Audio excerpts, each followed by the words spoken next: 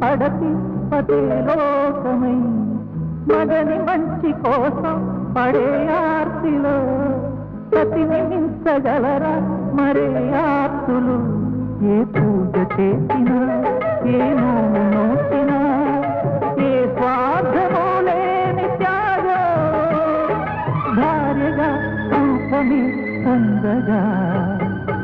అపురూపమైనదమ్మ ఆడజన్మ ఆ జన్మకు పరిపూర్ణత ఇల్లాలమ్మా